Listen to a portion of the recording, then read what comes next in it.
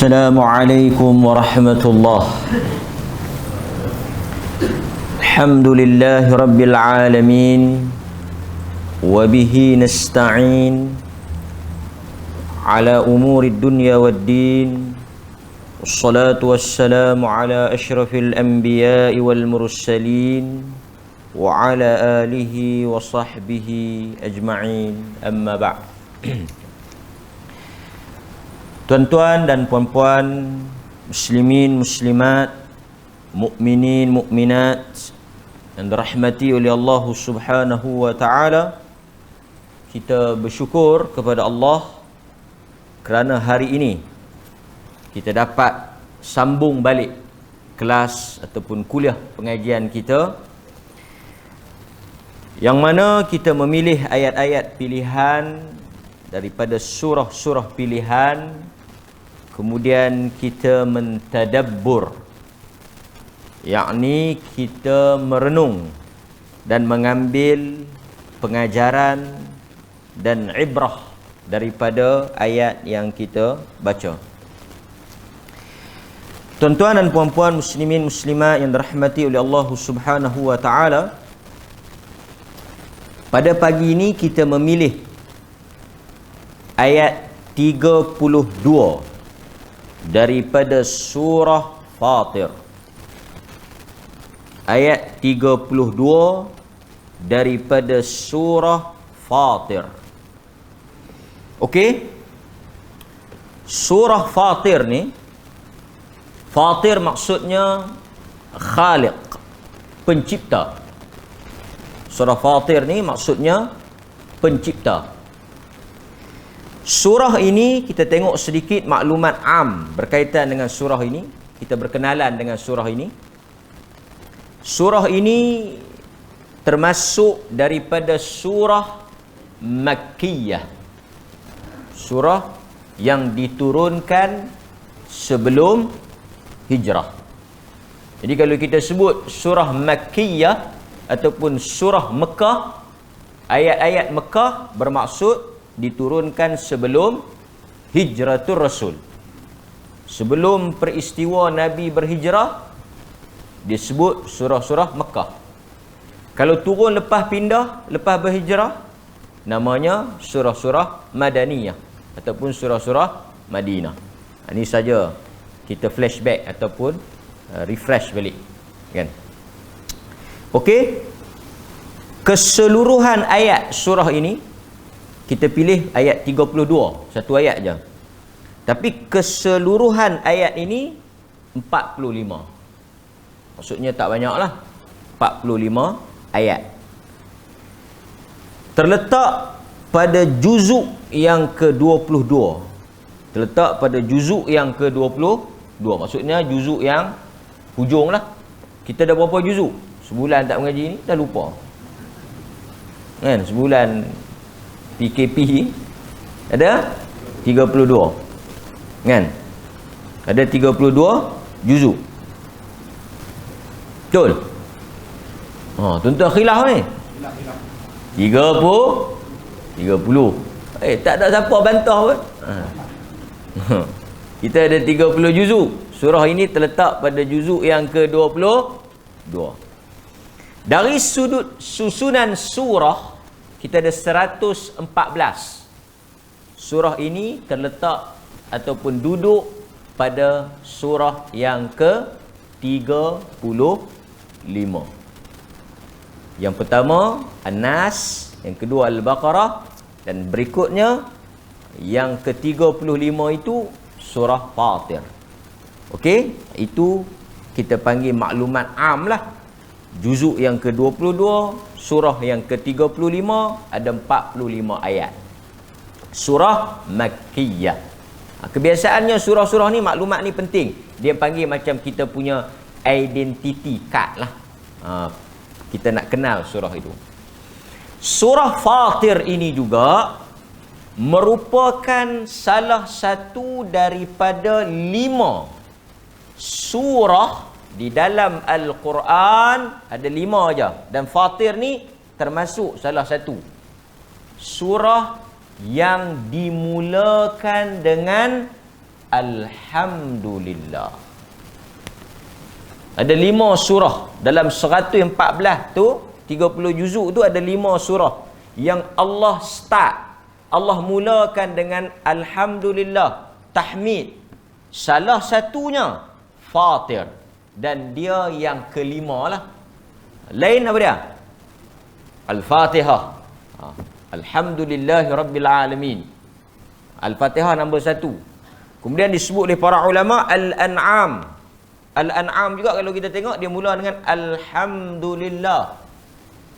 Al-Kahfi juga mula dengan Alhamdulillah. Lagi selain daripada Fatir, Al-Fatihah, Al-Fatihah, Al-An'am, Kahfi, Fatir yang terakhir Saba. Jadi ini 5 surah yang dimulakan dengan tahmid Alhamdulillah. Okey. Cukup 2-3 maklumat tu. Okey. Kita tengok ayat 32. Ayat 32 ni tidaklah begitu panjang. Allah Subhanahu wa taala berfirman, A'udzu billahi minasyaitonir rajim. Bismillahirrahmanirrahim. Thumma awrathnal kitab alladhina istafayna min ibadina faminhum zalimun li nafsihi wa minhum muqtasid wa minhum sabiqun bil khairat biiznillah dzalika huwal fadlul kabir. Shadaqallahul azim. Maksud ataupun translation dia, terjemahan ayat ni, apa maksud dia? Thumma awrathnal kitab, dan kemudian kami mewariskan atau kami memberikan. Kami di sini merujuk kepada Allah Subhanahu wa taala. Dan kemudian kami mewariskan, memberikan, mengurniakan Al-Kitab, yakni Al-Quran. Kepada siapa Al-Quran ini diberikan? Maksud diberikan ni dari sudut kefahaman, dari sudut hidayah. Allah pilih, bukan semua orang dapat. Maksudnya hidayah ni pilihan daripada Allah. Semua orang boleh baca Quran. Siapa pun tak dilarang untuk baca Quran, untuk kaji Quran, dengar Quran, tapi bukan semua orang dapat hidayah Quran. Sebab itu apabila Al-Quran turun pada Nabi Muhammad sallallahu alaihi wasallam, Nabi membacakan Al-Quran ini kepada semua orang Mekah. Golongan musyrikin Mekah semua dengar. Tak ada siapa yang pekak. Maksud pekak ni tak ada siapa yang Allah tutup tak dengar. Sebab itu bila Allah sebut tentang buta, tentang pekak, Allah tak kata buta mata, Allah tak kata pekak telinga, tapi Allah kata yang buta dan pekak itu hati. Maksudnya Al-Quran ni bila dia turun semua orang boleh dengar. Pasal itu tak ada orang tak boleh bagi alasan sebab apa dia tak ikut, dia tak dengar. Dia dengar, bukan masalah telinga, bukan masalah mata, masalah pada hati.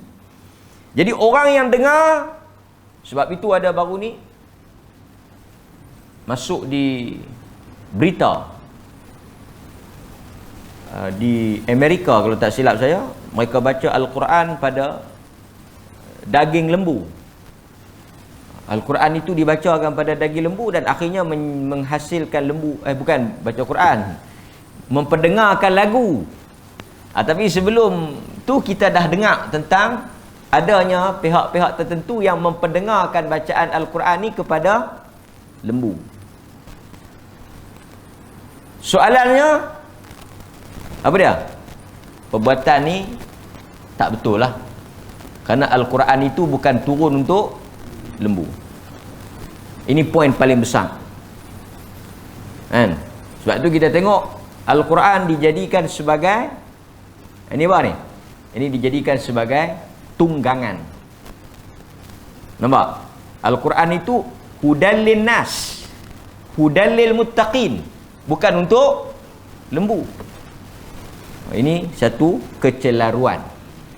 Tapi kita manusia ni bila dengar Al-Quran, hatta kan jin, bila dia dengar Al-Quran, Allah pilih untuk dia dapat hidayah. Ini kita panggil hidayah taufiq. Dengar satu bab, faham satu bab. Jadi Allah kata kami berikan kitab ini, yakni Al-Quran, alladzina astafaina min ibadina, yang mana kami memilih daripada kalangan hamba-hamba kami. Sebab itu Al-Quran ini boleh dibaca, boleh dilihat, boleh didengari, tetapi paling besar adalah mendapat hidayah daripada Al-Quran. Okey. Kemudian Allah sambung. Kita doa tuan-tuan supaya Allah menjadikan kita sebahagian daripada orang yang ahli kepada Al-Quran. Sama ada kita orang yang faham, orang yang dapat hidayah, ataupun orang yang rajin membaca. Kan? Rajin membaca. Faminhum, kemudian Allah Subhanahu wa taala sebut faminhum, di kalangan hamba-hamba Allah itu, maksudnya di kalangan kita lah, ada 3 jenis manusia ataupun ada 3 kategori. Di kalangan kita ni ada 3 kategori. Sebahagian daripada manusia itu mereka terdiri daripada kelompok zalimun li nafsih, golongan yang menzalimi diri mereka sendiri. Itu golongan yang pertama. Tuan-tuan kena ingat ni, ada berapa? Ada 3. Golongan yang pertama, golongan yang menganiaya, menzalimi diri mereka sendiri. Li nafsihi. Pok mana ni? Siapa dia? Yang tu kita akan tengok tafsir. Ni baru terjemah. Golongan yang kedua, Allah Ta'ala pecahkan manusia ni hanya pada 3 kategori. Golongan yang kedua, wa minhum muqtasid, iaitu golongan yang pertengahan. Golongan yang pertengahan, muqtasid. Pasal itu dalam bahasa Arab kita dah sebut kan, apa dia? Ekonomi ni dia panggil dalam bahasa Arab, ekonomi ni iqtisad. Al-iqtisad itu ekonomi. Jadi pasal tu ekonomi ni bermaksud pertengahan. Apa maksud ekonomi bermaksud pertengahan? Apa kaitan Arab? Maksud al-qasad tu, muqtasid tu pertengahan.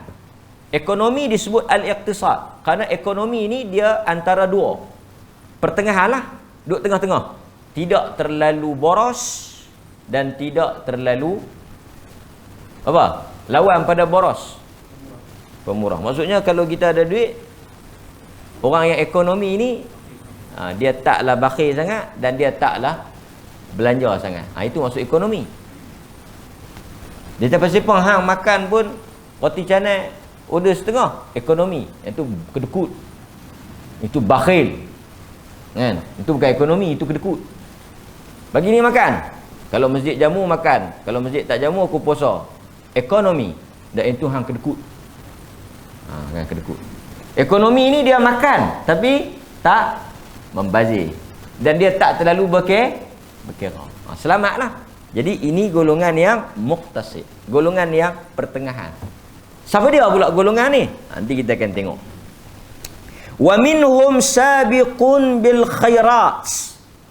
Allah kata golongan yang terakhir, the best, sabiqun, iaitu golongan yang cepat, berlumba-lumba, segera, bil khairat, melakukan kebaikan dengan izin Allah.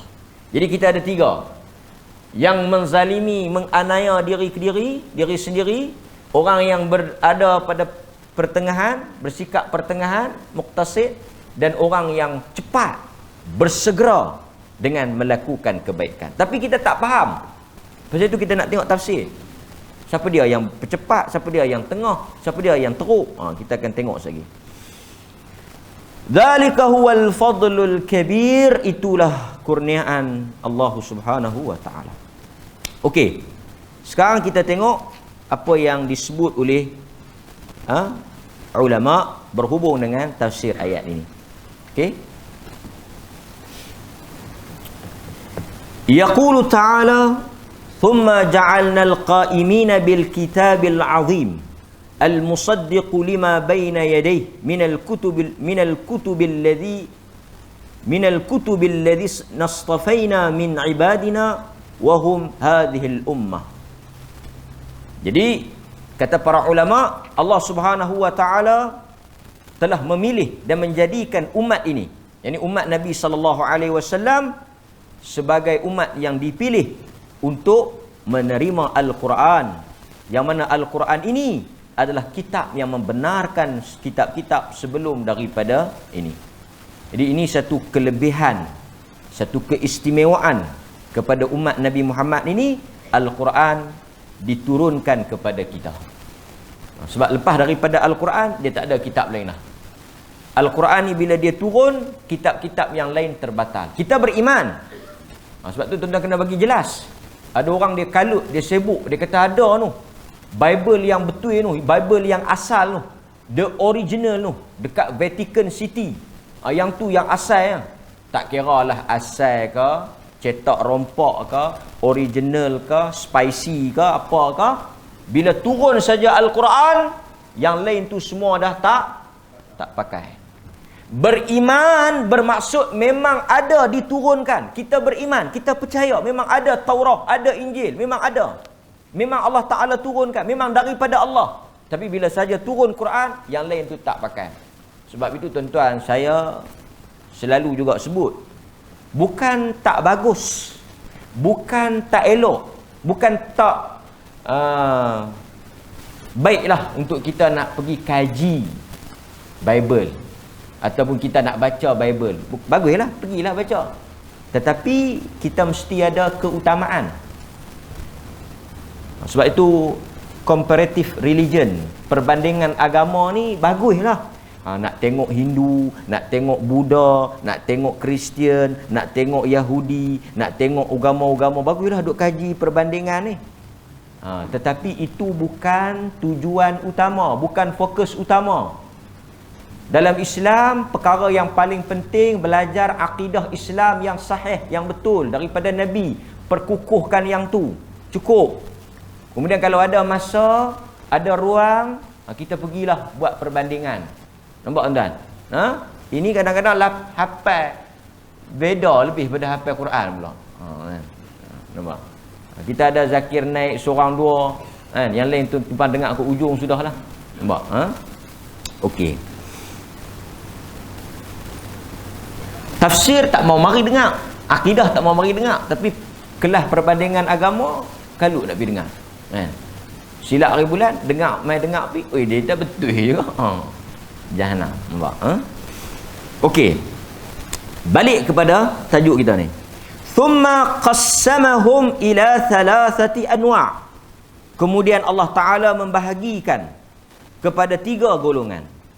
Faminhum zalimun li nafsihi, iaitu golongan yang pertama yang menganiayai diri mereka. Siapa? Tuan-tuan kena dengar tak? Termasuk saya lah. Boleh jadi kita dalam grup ni. Iaitu wahuwa al-mufarrid fi fi'li ba'dil wajibat al-murtakibu li ba'dil muharramat. Iaitu ciri-cirinya. Ciri-cirinya, mereka yang meninggalkan atau melalaikan perkara yang wajib dan melakukan perkara yang haram. Siapa-siapa yang mufarrid, melalaikan, maksudnya mencuaikan. Bukan dia tak buat langsung, dia buat, tapi ikut dia. Kadang rajin, kadang segan, kadang malas, kadang balok, kadang semangat, kadang tak, ikut angin. Macam lah musim timur. Angin dia derah sikit. Dia macam itulah. Maksudnya dia meninggalkan yang wajib dan dia juga melakukan perkara yang haram. Boleh? Okey? Itu golongan yang disebut zalimun li nafsih, yang mereka itu menganiayai diri mereka sendiri. Jadi kalau tuan-tuan tengok ada di kalangan ahli keluarga, siapa-siapa masyarakat kita yang ada sifat ni, ciri ni, yang dia semayang subuh mayang, tersayuk, dia terlajak tak mayang. Tengok asal lagi lohok. Lohok ni kata tak apa mayang, kan? Lohok dia semayang. Asak dia kalut balik. Jadi yang ni zalimul li nafsi, kan? Wa minhum muqtasid. Adapun golongan yang kedua yang disebut oleh Al-Quran sebagai golongan yang pertengahan tu apa dia? Nampak? Wa huwa al-muaddi lil wajibat. Yang ni golongan yang pertengahan ni, soal perkara yang wajib dia tak ada masalah. Dia betul-betul komit, dia betul-betul jaga. Nama kata wajib dia akan buat. Sebelum tu wajib, haram, makruh, harus ni tuan-tuan kena ingat, dia adalah hukum taklifi. Hukum yang disebut sebagai hukum perbuatan mukallaf. Untuk kita lah ada 5 kan. Apa? Al-wajib, al-mandub, sunat, al-makruh, al-haram, ya haram lah, al-makruh dengan al-mubah. Ni kena ingatlah 5 benda ni. Sekejap lagi dia ada kaitan dengan tafsir kita. Tak apa, sekejap lagi kita terang apa maksud wajib, sunat betul. Jadi muqtasid ni, yang pertengahan ni, mereka ini melakukan al-wajibat, melakukan perkara yang wajib. Wajib semua settle. At-tariku lil muharramat, bukan setakat mereka melakukan perkara yang wajib, mereka juga meninggalkan perkara yang haram. Ini bagus. Tapi masih pada second class, belum lagi first class. Second class ni, golongan yang muqtasid ni, wajib settle, haram tak buat. Ini banyak mungkin kita dalam grup ni lah, kan? Okey. Cuma mereka ni kurang di mana? Kurang di mana? Wa yatruku ba'dal mustahabbat. Mereka ni agak cuai, agak ceroy, agak longgak pada perkara yang sunat. Okeylah. Jangan celapak sunat pergi tinggal wajib pula. Kan? Yang ni lagi tak tahu, tak ada grup.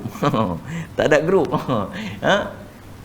Okey, nampak jadi siapa yang mari sembahyang subuh, qabliyah dia pun tak buat, dia sembahyang subuh saja, dia tak sembahyang qabliyah. Yang ni muqtasid. Muqtasid. Orang yang hanya fokus pada wajib tetapi dia agak malas. Benda sunat ni benda yang kita tak boleh paksa. Hatta Nabi pun tak paksa. Nabi bagi pilihan. Tapi dia tak masuk first class lah, dia masuk muqtasid. Lagi kelemahan dia apa dia? Kelemahan dia, selain daripada dia culas, dia lemah, dia lekeh pada perkara sunat, antara juga kelemahan dia, wa yaf'alu ba'dal makruhat, dia melakukan perkara makruh.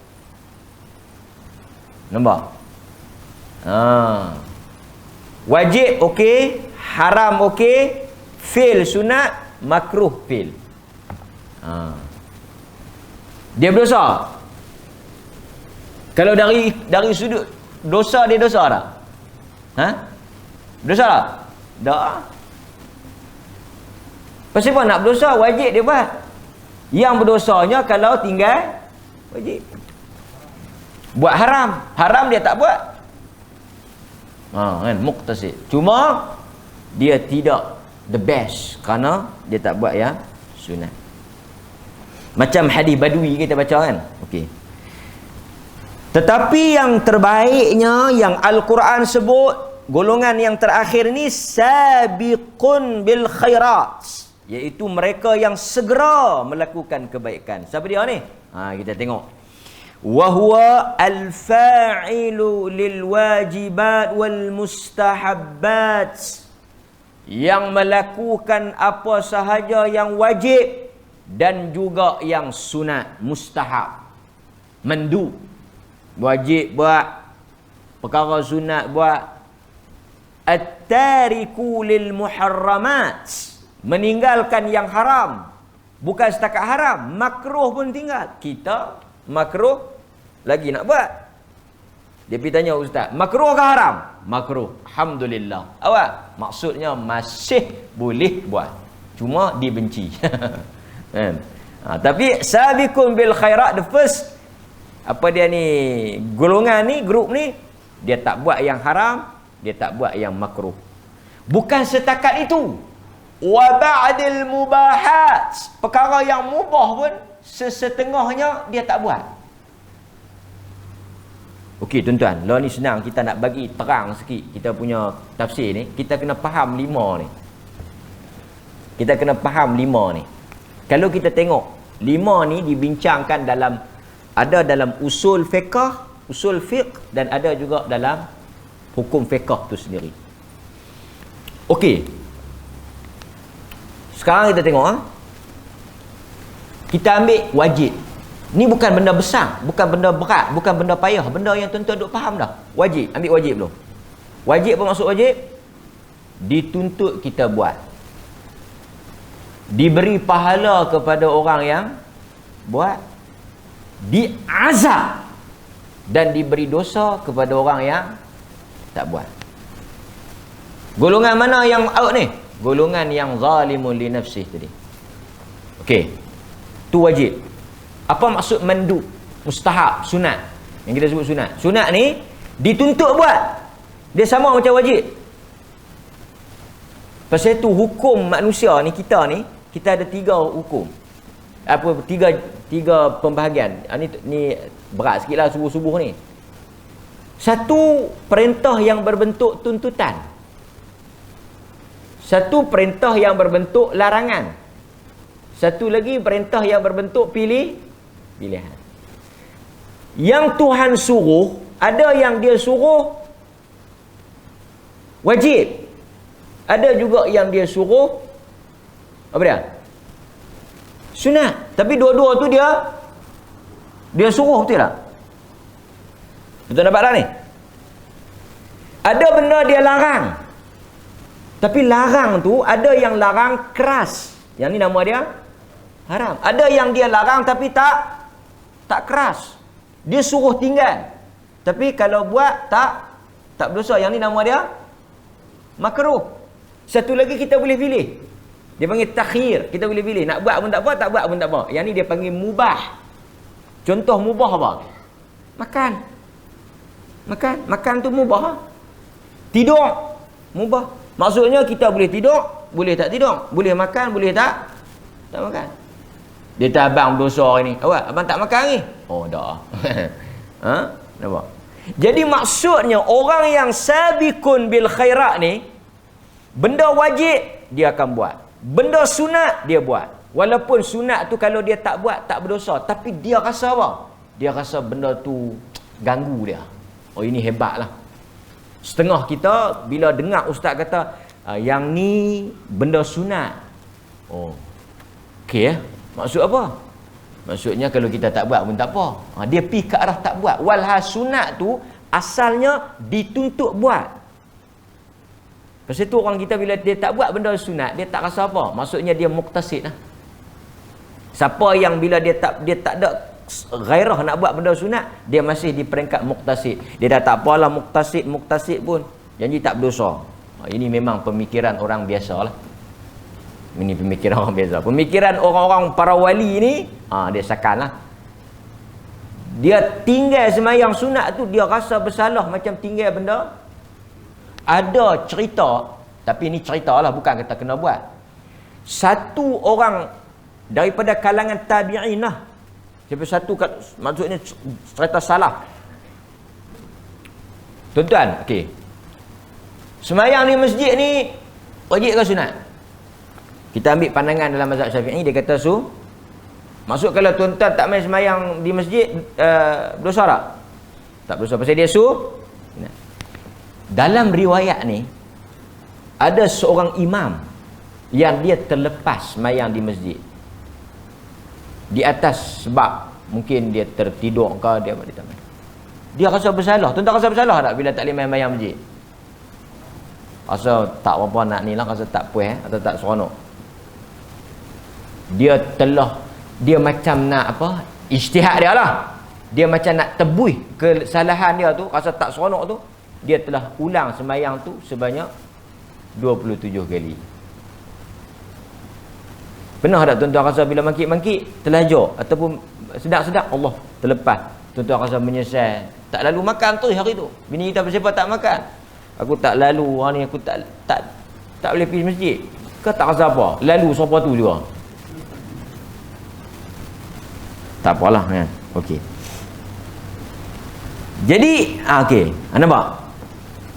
Apakah beza mereka bertiga ni? Ataupun apakah beza ketiga-tiga golongan ni? Kita tengok sikit. Bezanya besar lah. Kan? Okey. Tengok dalam tafsir. Apa yang disebut oleh Al-Imam Ibn Abbas. Nah, ni kesimpulan lah. Kita nak tutup lah. Yang paling teruk tadi siapa dia? Zalimun li nafsih. Okey. Tentu kita tak apalah apa dia beza. Ada beza dia, nampak? Menurut para ulama, dia punya balasan dia. Siapa-siapa yang masuk dalam zalimun li nafsih, ni kena ingatlah siapa dia zalimun li nafsih. Siapa-siapa yang duduk dalam grup zalimun li nafsih, dia punya habuan dia akan dihisap dengan hisap yang berat. Dalam bahasa yang lain, masuk neraka lah. Sangkut. Boleh? Okey. Tuan-tuan, tak apa yang tu aku nak dengar muqtasid tu. Muqtasid, kata para ulama seperti Ibn Abbas, juga disebut oleh Ibn Jarir At-Tabari dalam tafsir dia, yang dikatakan muqtasid ni dihisap, tetapi hisap yang ringan. Apa beza dengan sabiqun bil khairat? Yang tu tak ada hisap terus. Nampak tak? Siapa yang duduk dalam zalimun li nafsih, celaka, binasa, jahanam, pasal dihisap dengan hisap yang berat. Tapi siapa yang masuk dalam muqtasid, yang ni dihisap tapi hisap yang ringan. Allahumma hasibni, doa Allahumma hasibni hisaban yasira. Tu doa yang Nabi baca kan. Aisyah tanya tau. Aisyah tanya, apa maksud hisap yang ringan? Apa beza hisap berat dengan hisap ringan? Lebih baik kita tak payah hisap terus. Itu A. Satu, tuan-tuan biasa pergi tak mana-mana tempat, dia ada faslin. Satu lagi dia cek. Dia ada 3 lah. Satu dia cek. Satu dia ada pagi tadi seorang sahabat hantar di Israel lah. Depa kata Israel tu, Yahudi tu, siapa nak masuk pasaraya lah dia cek vaksin ke tak. Siapa yang ada surat kata vaksin baru boleh masuk. Siapa yang tak ada surat tak boleh masuk. Banyak dia cek lah kan. Dulu cek suhu apa semua lah, dia cek vaksin. Lepas ni kita pun dia akan cek vaksin. Maksudnya cek lah. Ada line yang tak cek langsung. Ni line VVIP. Betul tak? VVIP. Terus masuk. Yang ni sabiqun bil khairah. Satu lagi grup yang dia cek, tapi cek macam tak cek kan.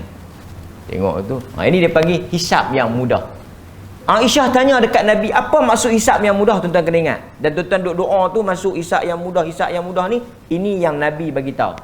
Hisap yang mudah ni, Allah akan panggil kita dalam hadis riwayat Ahmad daripada Aisyah. Hadis riwayat Ahmad daripada Aisyah.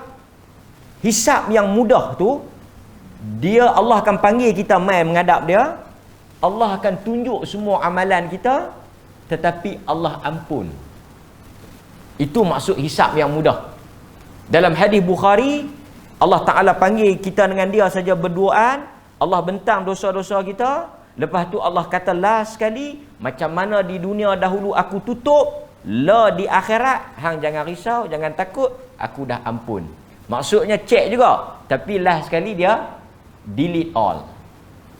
Itu hisap yang mudah. Okey ya, betul tak? Buka. Lalah kali dia kata macam mana? Kita pun tengok kan, pergi cek mana-mana, dia buka barang-barang kita. Dia tengok kita. Macam polis lah. Minta lesen, minta apa semua, tengok atas bawah cek. Kita nak dengar apa? Jalan. Ada yang dia tengok, dia lepas macam pakai lebay ke apa. Jalan. Yang ni kira apa pun tak minta kan. Ada yang dia minta tapi dia jangan sampai suruh dia berhenti tepi ya. Berhenti tepi je. Yang ni zalimun li nafsi. Tuan-tuan rasa boleh pi tak sabiqun bil khairat? Boleh pi sabiqun bil khairat? Boleh ya. Tak mungkin Quran sebut benda mustahil. Dah tuan-tuan tengok. Wajib clear. Sunat, saya sunat ni kalau ada peluang memang buatlah. Ini pun tak berhenti sat ni, bulan Rejab ni puasa. Oh kira ya. Ada setengah orang dia kata, hang puasa apa Rejab? Bukan Ramadan saja ke? Nampak? Okey. So, apa yang membezakan kita antaranya cara hisab. Itu satu. Yang terakhir, yang juga membezakan ketiga-tiga golongan ni adalah cara masuk ke dalam syurga. Yang sabiqun bil khairat, of course lah masuk, no problem. Muqtasid ni dia masuk juga, tapi dia nak kena dibantu oleh rahmat Allah. Kita masuk dengan rahmat Allah, tapi orang yang muqtasid ni, dia masalah dia dosa tak ada. Dia ada, maksudnya dia kurang benda sunat, benda makruh dia buat.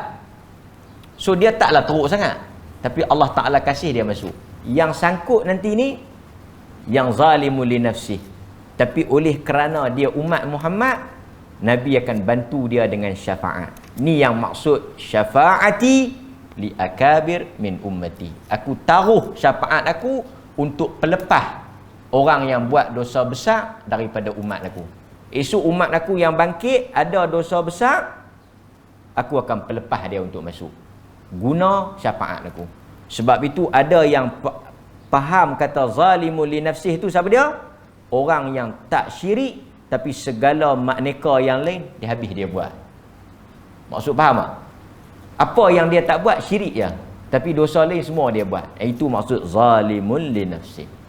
Jadi tuan-tuan hadirin mukminin, pagi ini kita dapat 3 golongan yang mana Allah Ta'ala sebut berhubung dengan sikap dan juga keadaan hamba-hambanya dan juga apa yang mereka perolehi. Mudah-mudahan tafsir ayat 32 surah Fatir ini memberi semangat untuk kita berada pada golongan yang kedua, jika tidak berada pada golongan yang pertama, dan kita berlindung daripada masuk golongan yang teruk tadi ni. Wassallallahu ala nabiyyina Muhammad wa ala alihi wa sahbihi wasallam, walhamdulillahi rabbil alamin. Assalamualaikum warahmatullahi wabarakatuh.